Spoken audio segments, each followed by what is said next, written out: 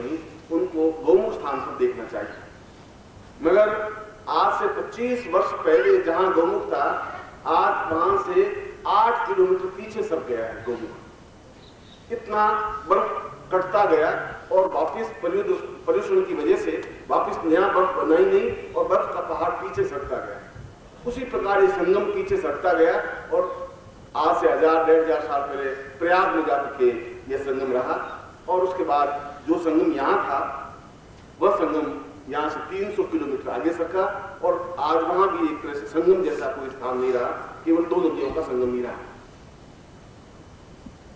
मैंने अपना प्रवचन में उस गौमुख की बात कर रहा था। जिन लोगों को ये विश्वास है कि वास्तव में हमारे पुराण सही हैं या हमारे पुराणों की कथाओं में कुछ सत्यता है, मेरी राय में उनको गौमुख जरूर जाना चाहिए और गौमुख जाकर के ही उनको एहसास होगा। और हमारे पुराणों में यह वर्णन है कि भगवान शिव जब भगीरथ में बहुत तपस्या की और उन्होंने कहा कि ये सगर के 60,000 पुत्रों का उद्धार केवल गंगा नदी ही कर सकती है और मैं इस मृत्यु लोक में गंगा नदी को लाना चाहता हूं, जो कि देवताओं की नदी कहलाती थी, देव गंगा कहलाती थी। तो वहां से स्वर्ग से वह नदी प्रवाहित होकर के भगवान शिव की जटाओं में रुकी और भगवान शिव की जटाओं से बहती हुई जमीन पर अवतरित हुई और वहां से गंगा नदी बही। ये हमारे पुराणों में इसका आख्यान है, पुराण में है, इसीलिए इसको भागीरथी भी कहते हैं।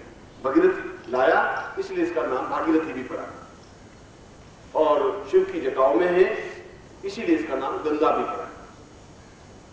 मगर क्या वास्तव में शिव की जटाओं से गंगा प्रवाहित हुई? इसका उत्तर या तो गुरु दे सकता है या फिर आपको गौमुख जाकर देख लेना चाहिए। और उस गौमुख में मैं तो अपने करीब 200-250 शिष्यों को लेकर के 2 साल पहले 1.5 साल पहले गया। गंगोत्री से आगे चीड़वासा है, चीड़वासा के आगे भोजवासा स्थान है, भोजवासा के अगर आप चले जाएंगे तो आपको गौमुख मिल जाए। और हमने गौमुख पर उस समय जो मेरे साथ 200-250 शिष्य थे, उन्होंने वहां पर एक भगवान शिव का मूर्ति लेकर के शिवलिंग स्थापन किया था। उसी गौमुख के किनारे, गौमुख की बात कर रहा हूं। और जहां हमने आज से 2.5 साल पहले उस शिवलिंग को स्थापन किया था, वहां आज बहुत अत्यंत महत्वपूर्ण मंदिर बन गया है उस गंगा का। हजारों लोग भगवान शिव के दर्शन करने के उस मंदिर में जाते हैं, जहां पर रुकने का स्थान है, कंबलों का स्थान है और व्यक्ति रुक सकता है। उस जो सामने अत्यंत उच्च कोटि का बर्फ का पहाड़ है, उस बर्फ के पहाड़ जो सूर्य की किरणें पड़ती हैं और उससे बर्फ पिघलती है और पिघल करके बूंद बनती है। आप जाएं अपने कैमरे को लेकर के जाएं और कैमरे से उस बर्फ के उस पहाड़ का फोटो खींचे जो गौमुख पहाड़ कहलाता है और उस रील को धुलवा लें। रील को धुलवाने के बाद आपको फोटो उस पहाड़ का नहीं आएगा, फोटो आएगा कि जैसे बर्फ के पूर्ण श्वेत भगवान शिव बैठे हुए हैं, चारों तरफ जटाएं बिखरी हुई हैं, उन जटाओं से एक एक बूंद पानी छू रहा है। ये कैमरे पे लगा है, ये आप देखिए। इससे ज्यादा आपको और प्रमाण क्या चाहिए और हमारे पुराणों का सत्य आख्यान क्या चाहिए? जो कुछ वास्तविकता, जितना सूर्य की धूप पड़ती रहती है, चित्र वैसा भगवान शिव का चित्र वैसा का बिंब बनता रहता है, बर्फ पिघलती है फिर भी वो बिंब बनता रहता है। यह सबसे बड़ी विशेषता है, इसीलिए इस गंगा नदी को पवित्र कहा गया।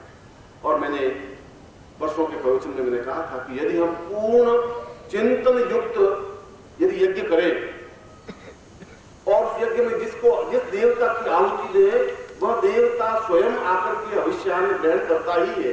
यह मैंने परसों शाम को अपने प्रवचन में कहा था, जो कि अपने आप में मौलिक सत्य बात थी। इससे पहले न किसी सन्यासी ने कोई बात कही थी इस प्रकार से, न साधु ने कही थी। पिछले 3000 वर्षों में भी किसी ने यह बात कही नहीं थी। शंकराचार्य ने तो अपने एक श्लोक में जब उन्होंने यज्ञ केदारनाथ पर किया, तब उन्होंने कहा कि देवता स्वयं अग्नि के माध्यम से प्रकट होते हैं और उस अभिष्ठान को ग्रहण करते हैं। मगर उनका यह कथन था और मैंने ये कहा था कि ऐसा आज के युग में भी सत्य है। आज भी यदि आप उस पवित्रता के साथ किसी मनुष्य को आवाज दें तो मनुष्य दौड़ करके आपके पास आएगा।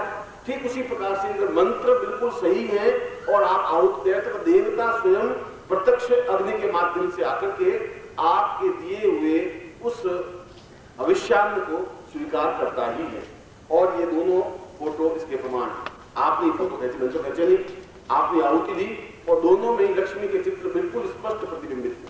अब कैमरा आदमी झूठ बोल सकता है, कैमरा झूठ बोलता नहीं, कैमरा जो कुछ है वही बात कहता है। अब इससे ज्यादा भी, और दोनों में अगर आप देखें, मैंने तो अभी निर्मल जी ने मुझे कैमरा दिया चित्र, और दोनों चित्र देखें तो बिल्कुल स्पष्ट रूप से लक्ष्मी का चित्र सा है और पूर्ण ऐसा लगता है जैसे लकड़ी की लक्ष्मी की मूर्ति बना करके और फिर उस चित्र खींचा है। भविष्यान्य भी आपने दिया है और चित्र भी आपने खींचा है, फोटो भी मुझे आपने दिया। मैं आपका उदाहरण आपके सामने रख रहा हूं।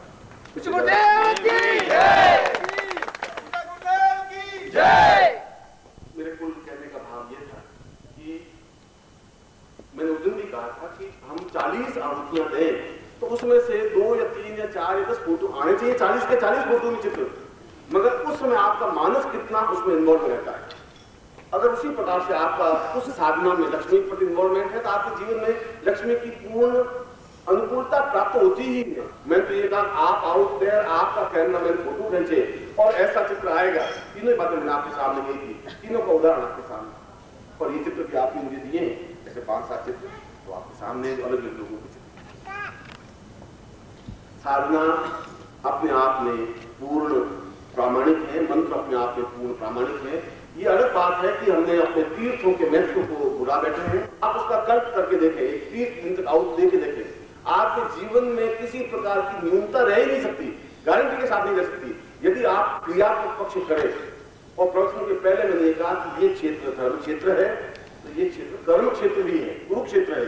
कर्म करेंगे तो लाभ प्राप्त हो। और मैं आपको देखा हुआ था कि, और मैंने देखा कि 200 मुर्दे लोग बैठे हुए, मुझे तो सजीव को लोग दिखाई नहीं थे आपको बैठे।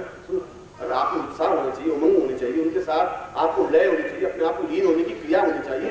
कौन से सर में आपको कौन सा प्रक्रिया काम करना, ये क्षमता आपको होनी चाहिए, अपने आप में पूर्ण डूब जाने की क्रिया होनी चाहिए। ऐसी मन की और शरीर की और तन की जब स्थिति बनती है, ऐसा ही व्यक्ति मंत्र को जानने वाला बन सकता है। और यदि आप जीवन भर परिश्रम करें, और परिश्रम करें, जीवन भर आप नौकरी करते हैं और जीवन भर नौकरी करने के बाद आप अपने सीने पर हाथ रख करके कहें कि पिछले 20 साल से नौकरी करने के बाद आप 20,000 रुपए भी कलेक्ट करके नहीं रख पाए, और शरीर को रोज लक्ष्य से और साबुन से और सुगंधित पदार्थों से तैयार करने के बाद भी रोग मिटा नहीं पाते, और हजारों दवाइयां भी आपके रोग को खत्म नहीं कर पाती, रोकती हैं। के माध्यम से आप संपन्न और सुखी नहीं हो सकते। पैसा तो कमा सकते हैं, पैसा कमाने से डाकू भी कमा सकते, उसमें कौन सी बड़ी बात है। पैसा तो तस्करी करके भी आप कमा सकते हैं। पैसा कमाना जीवन का उद्देश्य नहीं है। पैसे के माध्यम से आनंद मिलना चाहिए, वह महत्वपूर्ण है। वो आनंद आपको नहीं मिल सकता, क्योंकि उस पैसे की हरदम चिंता रहती है कि क्या करें, और ये मैंने ऐसी बदमाशी कर दी है तो क्या होगा। उसका सुख आप ले नहीं सकते, और सुख इसलिए नहीं ले सकते कि अगर दिया और दीपक का एक गुण है, वो अंधेरे को खा जाता है। अगर अंधेरे में दिया जलाए तो रोशनी करे, दीप अंधेरे को खा जाता है। अंधेरा काला होता है, वो खा तो जरूर जाता है दीपक अंधेरे को, मगर जब वापिस उगलता है तो कालिक उगलता है, रोशनी नहीं बोल सकता, प्रकाश नहीं बोल सकता। जो अंधेरा खाएगा तो कालिक उगलेगा। और आप इस प्रकार से छल से पैसा कमाएंगे तो केवल आपके पुत्र का पुत्र हो सकते हैं, शरीर में रोग हो सकते हैं और परेशानी हो सकती है, पत्नी बीमार हो सकती है, घर में लड़ाई झगड़े हो सकते हैं, तनाव हो सकते हैं, और उस मरे हुए बच्चे की तरह उस 2 लाख को आप छाती चिपका करके जिंदगी पार कर सकते हैं, आनंद नहीं ले सकते। ऐसा जीवन, ऐसा पैसा काम करना, पैसा होना चाहिए। मैं भी कह रहा हूं आपके पास 50 करोड़ रुपए होने चाहिए, मगर ऐसा पैसा होना चाहिए जो आनंद युक्त हो। और आनंद युक्त धन केवल साधनाओं के माध्यम से ही प्राप्त हो सकता है, क्योंकि पैसा आपको सुख ला के दे सकता है। पैसे के माध्यम से आप पकवान तो खा सकते हैं, खीर हलवा पूरी तो खा सकते हैं, मगर पैसों से आप भूख को नहीं खरीद सकते। भूख लग जाए ऐसा संभव नहीं। बहुत कोशिश करते हैं, भूख लगती है, बहुत पेट फूला हुआ है, और आप 500 रुपए करते हैं, भूख नहीं ला सकते उससे। एकदम सुबह उठते ही पेट साफ और 9 बजे भूख लग जाए, ऐसी स्थिति बनती ही नहीं आपकी। पैसों से आप बहुत अच्छा पलंग खरीद करके ला सकते हैं और एयर कंडीशन लगा सकते हैं, मगर पैसों से आप नींद खरीद के नहीं ला सकते। नींद नहीं ले सकते। 5,000 रुपए खरीदने को नींद आवे को जरूर नहीं, पेंडुला ले, बोलिया ले, इधर करवट बदले, इधर करवट बदले, 3 बज जाए, फिर आपको जाके नींद आए। आपका पैसा है, आप तो अच्छी खरीद सकते हैं, तो नींद क्यों नहीं खरीदते आप? क्या तकलीफ है? नहीं खरीद। पैसों के माध्यम से आप अच्छा मकान तो बना सकते हैं, और मानसिक सुख नहीं खरीद सकते, पैसों नहीं खरीद सकते। बहुत पैसा है उसके बाद भी बहुत टेंशन है, वो सारा आएगा, वो गड़बड़ होगी तो क्या, और आप भटक रहे हैं। पैसों मारे सुख खरीद सकते हैं। ये पैसों मारे ने टेंट लगाया है, ये सुख है, सूर्य की धूप नहीं पड़ रही। सुख तो प्राप्त कर सकते हैं हम, आनंद प्राप्त नहीं कर सकते। आनंद और सुख में अंतर है। पंखे से, एयर कंडीशन से, इन चीजों से सुख मिल सकता है। आनंद तो हृदय से निकलने वाली क्रिया है, और वह क्रिया साधना के माध्यम से ही प्राप्त होती है। वह चाहे अमेरिका में हो, वह चाहे इंग्लैंड में हो, वहां पर बहुत टेंशन आ जाता है तो चर्च में जाके खड़े हो जाते हैं, हे यीशु मेरे पापों को माफ कर। बस इसके अलावा उनके पास कोई रास्ता नहीं है। वो चाहे सभ्यता की किसी जगह पहुंचे, मगर जाना तो उनको चर्च में पड़ता ही है। बहुत टेंशन होता है, चर्च में जाके खड़े हो जाते हैं। हम भी बहुत टेंशन हो गया तो हनुमान जी को 5 रुपए का भोग लगा देते, हनुमान जी 1 लाख लौट निकाल दे, ये 5 रुपए। अब कितना व्यापार, आपका बिजनेस कितना क्लियर है, 5 रुपए रखना है, लाख रुपए ले लें। अब हनुमान जी नहीं दे, ये हनुमान जी अच्छे नहीं है। वहां पर हनुमान जी बहुत प्रसिद्ध है, बालाजी वाले, बालाजी जाए वहां पर विद्या करके चला 1 लाख रुपए लौट। आप तो सारा हिसाब किताब आपका गणित क्लियर है, सही। 1 लाख रुपए, 1 लाख रुपए नहीं लेने, 5 रुपए चढ़ा करके लाख रुपए लेने। और ये ठीक नहीं तो फिर बालाजी हनुमान जी वो प्रसिद्ध है, वो नहीं तो सम्मानित बाकी से आपको मिल सकती है, बैठ में डाका डालने से मिल सकती है, मगर उससे आपको मानसिक आनंद नहीं मिल सकता। मानसिक आनंद तो जब आदमी, मैंने ये प्रारंभ में अपने श्लोक में कहा, द्वंद्वातीतम श्रवण भयम, किसी प्रकार का द्वंद्व नहीं हो, तनाव नहीं हो। जिसको जो कुछ मान लिया वो अपने आप में मान लिया।